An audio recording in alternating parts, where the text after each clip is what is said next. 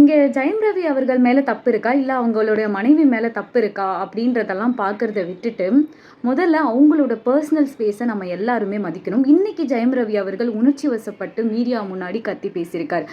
Media சார்பாகவும் மக்கள் சார்பாகவும் நான் கண்டிப்பாக மன்னிப்பு கேட்டுக்கிறேன். இது ரொம்ப கஷ்டமான ஒரு விஷயம்.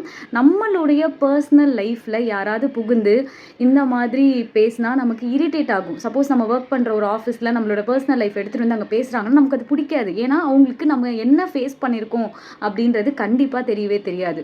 ஸோ இதை நான் எப்படி பார்க்குறேன் அப்படின்னா, கண்டிப்பாக அவங்க ஒரு ஹஸ்பண்ட், அவங்க ஒய்ஃப், அவங்களோட கிட் அண்ட் அந்த ஜுடிஷியரி சிஸ்டம்க்கு உண்டான பிரச்சனை.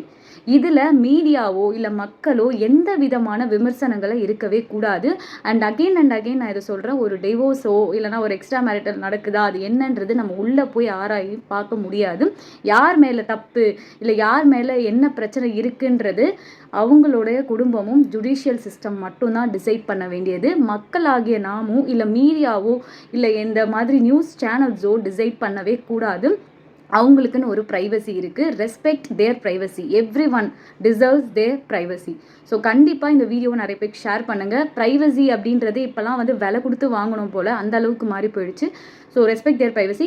பப்ளிக்கான விஷயத்தை மட்டும்தான் நம்ம டிஸ்கஸ் பண்ணணுமே தவிர ஒரு ஹஸ்பண்ட் அண்ட் ஒய்ஃப்குள்ளே நடக்கிறத என்றைக்குமே நம்ம கொண்டு எடுத்துகிட்டு வந்து அதை ஒரு பப்ளிக்கில் பேசவே கூடாது.